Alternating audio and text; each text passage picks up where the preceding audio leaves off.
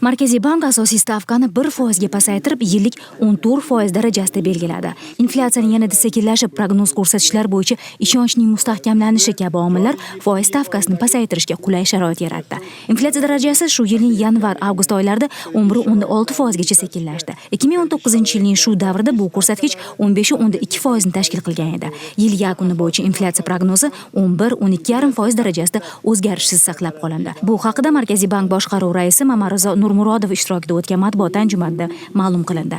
Markaziy bank boshqaruvining foiz stavkasini pasaytirish bo'yicha qarori iqtisodiyotga ta'sir qilish uchun albatta ma'lum muddat kerak bo'ladi. Bugungi kunda iqtisodiy faollikning sekinlashuvi sharoitida ijobiy foiz stavkalarining juda baland bo'lishi iqtisodiyotda ishlab chiqarish va investitsion jarayonlarning pasayishiga olib keladi. Markaziy bank raisi buni oddiy tushuntirib berdi. Inflyatsiyamiz pasayayotgan jarayonda biz real foiz stavkalarini yuqori darajada saqlab turishimiz, ya'ni foiz marjasini biz bu yuqori bo'lishi o'z-o'zidan iqtisodiyotda ma'lum bir qiyinchiliklarga olib kelishi mumkin.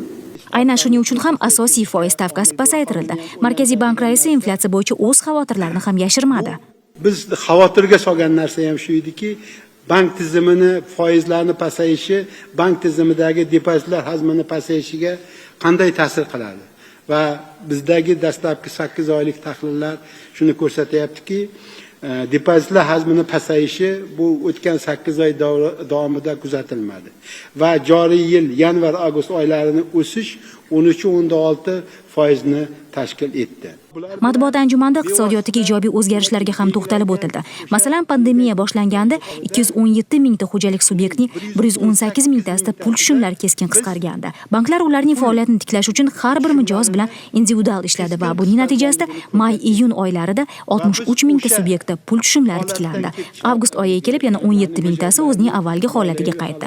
Bunda albatta banklar ajratgan revolver kreditlar ham katta rol o'ynadi. Umuman pandemiya bank tizimiga qanchalik ta'sir qildi degan savolga anjumanda aniq javob berildi. Albatta bank tizimiga ham o'z ta'sirini ko'rsatdi. Buni hech kim inkor qilmaydi. Bu butun jahonda kuzatilayotgan holat. Mart oyidan boshlab turib, tijorat banklari tomonidan 1-oktyabrgacha qariyb 26,5 trillion so'mlik kredit bo'yicha to'lovlarni muddati uzaytirib berildi. Oddiy odamlar olgan kreditlarchi, masalan, iste'mol kreditlari, ipoteka kreditlari olingan. Bilamiz, hammamiz kichkina suramas pandemiya paytida juda ko'p odamlar ishsiz qoldi, ishini yo'qotdi. Ularning kreditlari nima bo'ldi? Uzaytirilgan kreditlar nafaqat kooperativ mijozlardagi, bu yerda jismoniy shaxslarga berilgan ham kreditlar bor.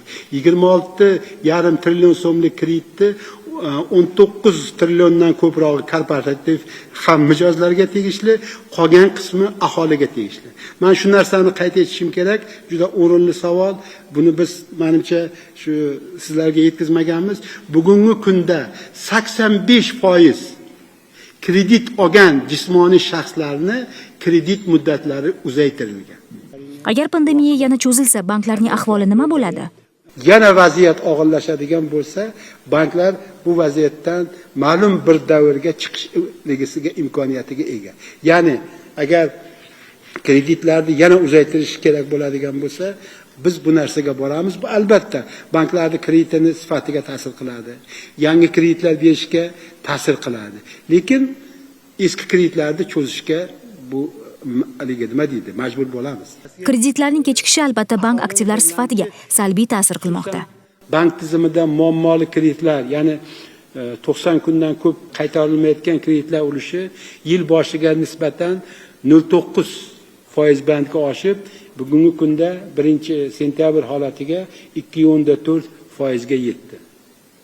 Endi bu muammoli kreditlarni agar kooperativ va aholi o'rtasida bu taqsimlab tahlil qiladigan bo'lsak, muammoli kreditlarning 77% korporativ mijozlarga, 23% esa jismoniy shaxslarga ajratilgan kreditlar hissasiga to'g'ri keladi. 1-oktyabrdan keyin banklar kreditlarni qaytarish bo'yicha qanday yo'l tutadi?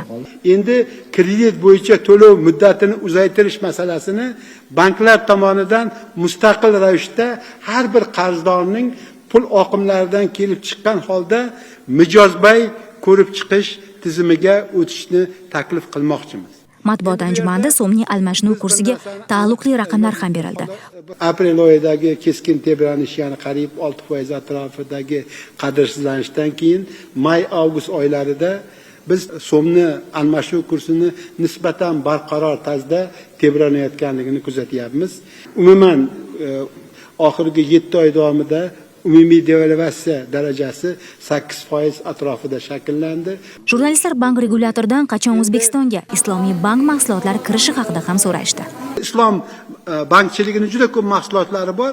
Ular bo'yicha ham to'xtab qolgan yo'q. Banklar o'rganib bu bo'yicha ishlashyapti. Va albatta ular biz o'ylaymizki, ayrim islom bankligini xizmatlarining turlari tijorat banklarida yaqin kunlarda paydo bo'lib qolish ehtimoli bor. Eslatib o'tamiz, Markaziy bank boshqaruvining asosiy stavka bo'yicha keyingi yig'ilishi 22 oktyabr kuni o'tkaziladi.